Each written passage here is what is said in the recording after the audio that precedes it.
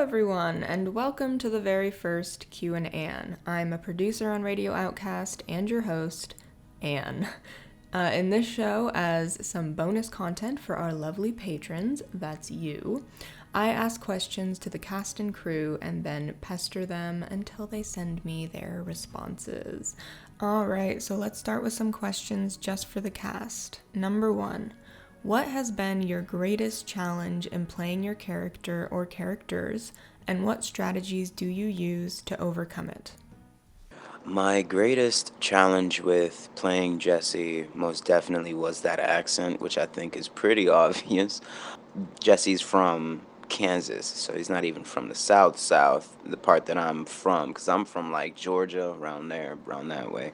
So that was a little bit difficult for me with getting through the words and the script and stuff whilst recording, just to keep in mind that I needed to keep that accent in there at the same time that I am doing character analysis work, at the same time that I'm remembering the regular lines just on their own. I guess I never really knew how to emote Helix at first, other than like once she started to have more emotions that weren't just like, oh, this is boring and I want to go have fun. It was hard to maintain like this, like her still being super playful, but having to deal with, all of her godly drama and stuff. And honestly, just like running it through I think as the season went on, it became a lot easier to just like get into it, like as Helix. Like when I listened to the first couple episodes, I'm like, ew, gross. As the show goes on, it gets easier and easier to just be her. My greatest challenge in playing Charles is it's a little embarrassing to admit, but it's uh, riding the tension between my Daniel's desire to be melodramatic and overwrought as an actor, making sure that that impulse doesn't get confused for Charles's compulsion to be melodramatic and overwrought. Um, because for him, it's a survival technique, and for me, it's, a desire to be the center of attention at all times.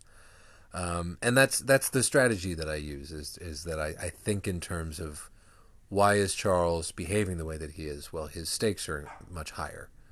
There was a dog in the background. Well, in playing miscellaneous male, I do think I'd have to say that the biggest struggle is kind of the obvious one, which is that there isn't just one character to really focus on and dive into and give all my effort to. I have to keep on consistently doing that for either a different person or different people in each episode. And there's a lot of fun with that. It's a lot of fun, and I really enjoy it. And in terms of strategies that I use to overcome that, I think I would have to say is just for each one, just focusing completely on the character of it and not even thinking about the voice. Because if I focus too much on making the voice sound right or different for like each like syllable, each word, it's not going to come out like a real character. It's just going to come out like some dude trying to do a voice. So I really just focus on the character of it and then get myself starting it with the right voice and just keep on going. Question number 2. What has been your favorite episode released so far and why? I mean, there's just so much good. I really appreciate the way that the first story is. It starts off being about let's all find out what's going on. Let's find this woman. Let's find this pillar. But that on some level, it becomes much more about these three lost, forgotten, discarded children taking up arms in the defense of a lost and discarded child. And that's the first thing that brings all of them together. And so I just really appreciate beginning that sort of thematic relationship, that thematic connection between the characters. Anyways, I don't have to talk about theme. My favorite episode, I cannot remember the exact number of it, but it was the episode where Jesse and Helix are at the mayor's house and they find the extra daughter of the mayor that he doesn't want to talk about. I think that that episode was pretty dope when it comes to showing what the relationship dynamics are going to be like between Jesse and Helix and the kind of work that they do together in order to make things right for other people. And I think it shows a lot of Jesse's true colors and what he really cares about in this episode uh, pretty early on into the season. So I appreciate that as a viewer and also as a actor inside of the show. I think it's both tough and easy, because in an easy way, I gotta go with the pilot in general. But in terms of which one, it's tougher, because in 1A, it's really great to see kind of like each individual of the three leads kind of like having their own narration and their own kind of explanation and goals for like their own circumstances, even though they're all in the same area, and end up in episode 1B on a kind of like a journey together as a trio. It's really like the 1A is really great for the backstory, but 1B has a lot more of the action, and then they do officially get together. So I don't know. I think maybe I'd have to say 1B, maybe because as a tiebreaker, the mayor dies, and I feel like he had to go. As much as it hurts me to say that. But yeah, all right. They're all great, but I'd have to go with 1B, I think. Released would be 2B, because people die and there's violence and shooting, and that's always fun. And she talks about like immortality and Jesse's immortality, and I really really like that like monologue. Like when I performed it, I was like, this is a good one. Yes. Question number 3, and we're getting the crew in on this one. Which character would die first in a horror movie, and which character would be the sole survivor? The character that would die first in a horror movie would be Charles. Um, he's a good comedic relief to get you into the movie. But you know, he's gonna do something. Um, he's gonna do something stupid and get himself killed pretty quickly. And I think the sole survivor. This is tough. I think the sole survivor would be Jesse. I think Jesse would be the sole survivor because I think Helix would have a long game of setting up a contraption or something to catch the villain, but she has to man the trigger to detonate the thing that kills the villain, but she goes with it. And I think that Jesse would think he's going to do that the whole time, but because Helix is intuitive, she's just going to let him. And then at the very end, she's like, no, my boy, you got to go. Peace. And it would be Jesse. And he would live to tell the tale, and he would write the tale. I think that in a horror movie, Jesse would be the first one to die just because although he has the most survival tactics out of the other two, he would end up probably sacrificing himself for the other characters. And I believe that Charles would be the one to survive just because at the end of the day, he's the most selfish and he's the biggest con man. And he's always looking to save himself. So I think that he would definitely end up giving up Helix or sacrificing all the other people in order to save himself. Okay, well, I gotta say the sole survivor, it has to be Jesse because he's immortal right now. I mean, I don't really know what else to do about that. I think if Jesse was not immortal, I think he would be the first to go because he's had the people who killed his dad right in front of him, and he hesitated to do anything about it.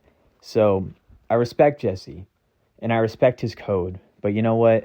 That's going to get you killed. Outside of that, it pains me to say it, but I think Helix would be the first to go because between the two mortals of Helix and Charles, Helix not only is new to being mortal, so things might affect her differently and she might not be used to how much certain things might hurt, but Charles is, the fact of the matter is he's going to wimp out. He's going to either surrender or just find a way to kiss ass and talk his way out of things just to survive as long as he possibly can.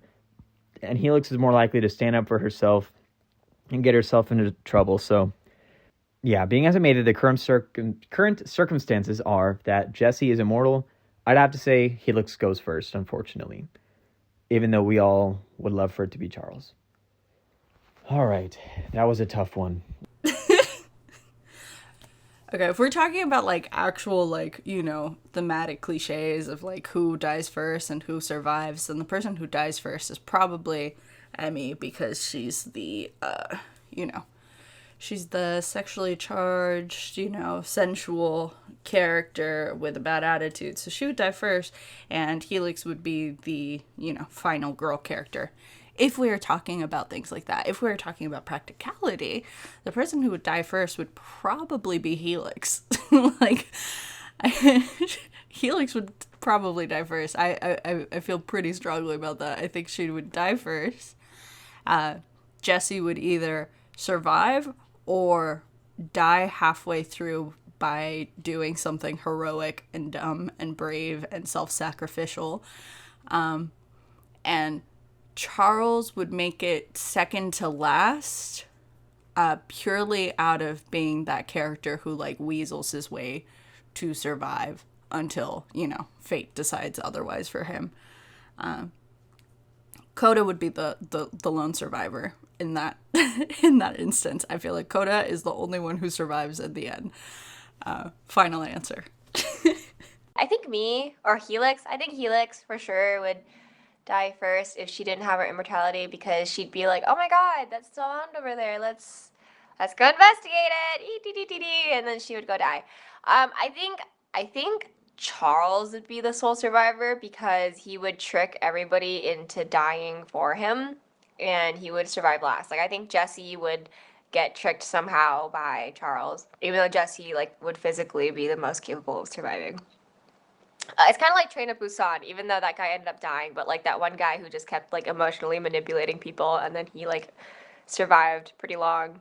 Yeah, that reminds me of Charles. I usually apply Cabin in the Woods rules, so in that instance, Charles would appear to be the first one down because he'd be the Fran Kranz stoner character who shows up just in time during the all is lost moment to save Helix, who, in this instance, I guess Helix would be the last girl or the final girl.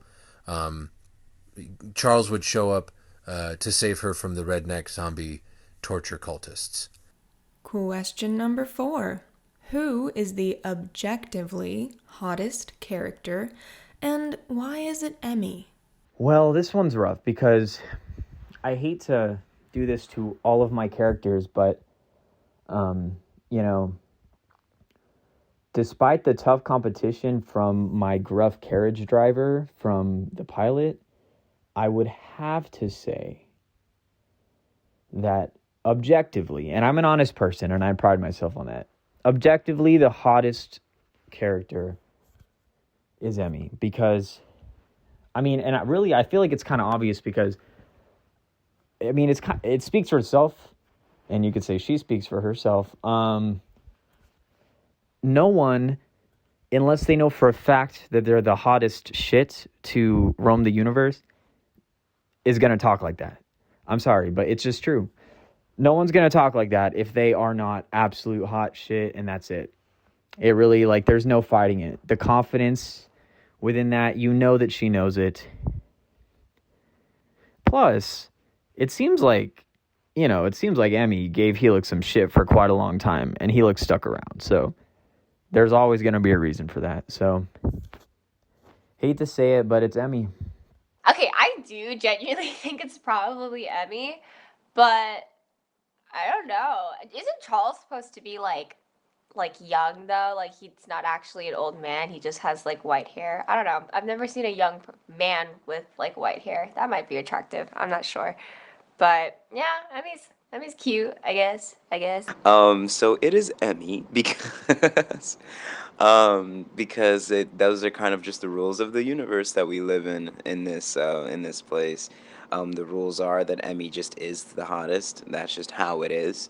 But if we're bringing it from an outsider's point of view, I think that probably Helix would be the hottest after Emmy, just because she's a goddess, and yeah, I feel like gods are usually portrayed as like these uh, perfect-esque, I guess, human beings that are not human. So if they're beyond being human, then I would assume that they are also like infinitely more attractive than the rest of the humans here. Plus, Jesse and Charles are like outside people. They do stuff outside all the time. So I'm assuming that their skin is probably not that great because of the sun and all of that, this, that, and the third. So, yep.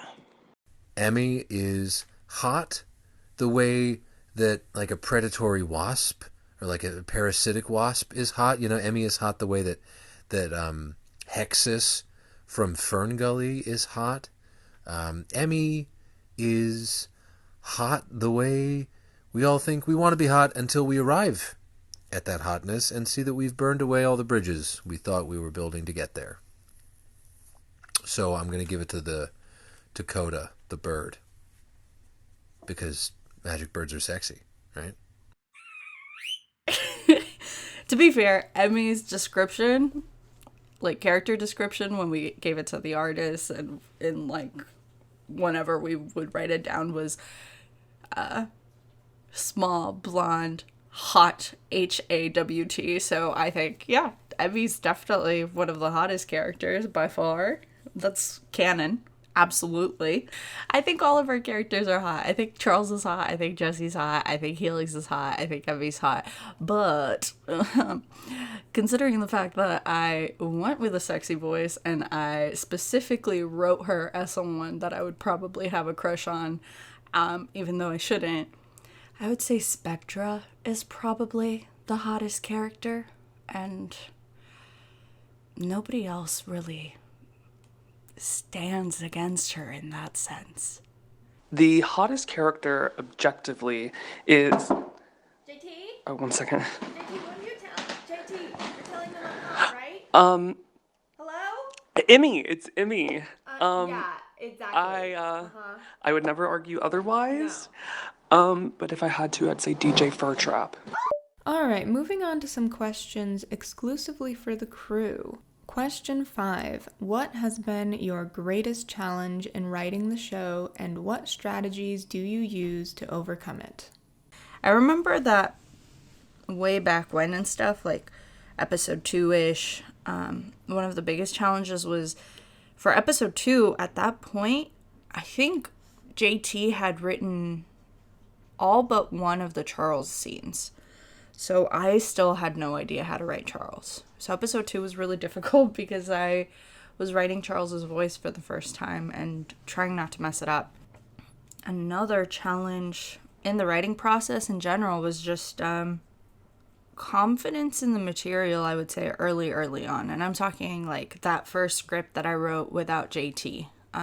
Like the first developmental script. None of us had written a podcast before or an audio drama before.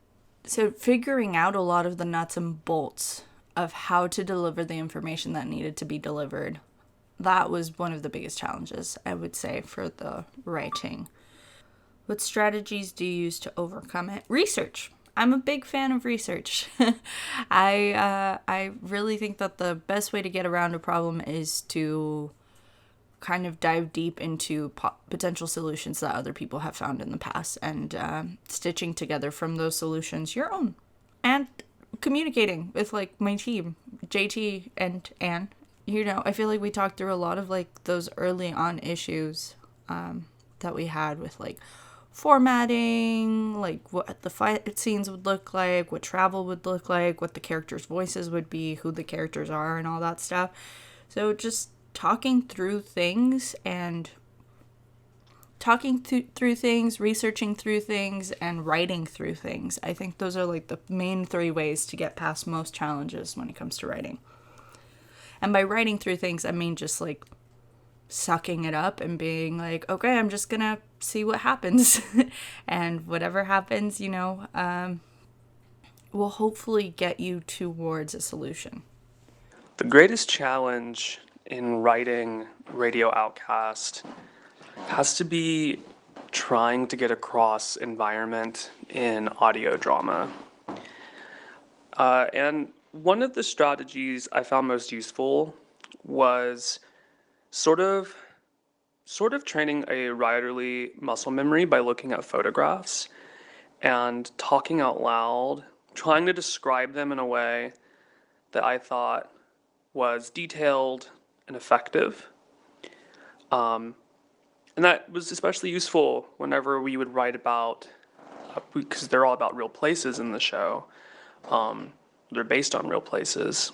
So looking at the mesas of New Mexico or the deserts of Arizona, old photographs of Salt Lake City, the craters of the moon in Idaho, and then of course old forts in America.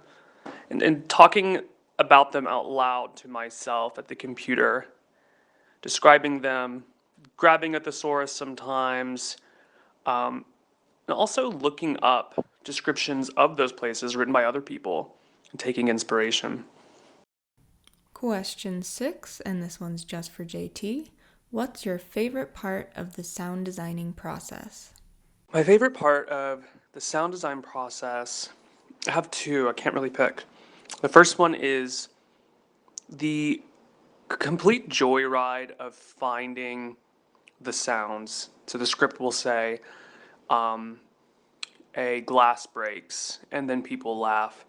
And locating those sounds or making them sometimes. People on the team will sometimes record our own Foley or our own laughter and piece it together. And it's always an experiment. That's never the same. I try not to really reuse those sort of sounds because the audience is intelligent and they'll know.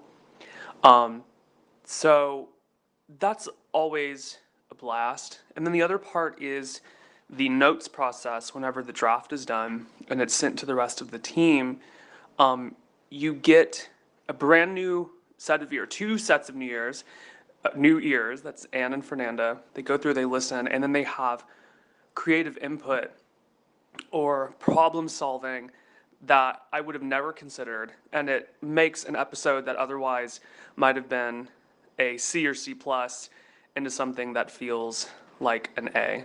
Question 7, this one's just for Fernanda. What's your favorite part of directing? Well, I'm fairly new to directing. Directing was like honestly the scariest part of this whole production for me, personally. I've really enjoyed it though. So the thing about directing that I've figured out through this entire process is that, this is purely a collaborative form. And not just that, but like directing is like, hey, let's collaborate. Like here are my ideas, but what I really want to hear are your ideas, right? JT and I have written the show together and we spent like basically a year and a half by ourselves really formulating through a lot of like character stuff, plot stuff, like interiority, thematic things, research, all of that stuff. But once we came down to recording in the directing portion, and this was something that we always wanted, was what do the actors think? What do the actors feel the characters feel? How do the characters feel their way through a scene? How does the actor feel their way through a scene? And that's hands down like my favorite part of the directing bit. It's probably why whenever we finish a scene, I always ask the actors, how do they feel about their performance and about the scene? Because I want to hear their thoughts and I want to see where their thoughts take us in a different direction or where their thoughts take us into a deeper place with the character as well, right? Because I'm used to juggling in the writing phase, right? I was used to juggling a bunch of different characters. In the directing phase, I'm juggling actors, but the actors are deeply, deeply invested in one, maybe two characters per episode, which means they're thinking about them a lot closer than I have in a while, most likely, right? I have my intentions with the writing. JT has his intentions with the writing, but the cool part about directing is saying, hey, what does the actor think? What does the actor make of all of this stuff, right? Because with all writing, it's 50% what's on the page and 50% what comes out of that page, you know. And whether that's in prose and somebody's reading, you know, writing and being like, oh, this is what I'm bringing to the table, or like here with directing and acting, it's what ideas are we sharing right now? What ideas are we bringing to the writing? And it's really cool because being in the director's seat, I get to see that, and I get to sort of help all of us kind of come to a consensus and come to a place where all of those ideas mesh together, which I think is really cool. I don't know. I've really been enjoying directing. I hope all of that made sense. All right, that does it for our questions this time around. If you have a question you want answered in a future Q&A, drop it in the comments and I'll be sure to include it next time. Safe travels!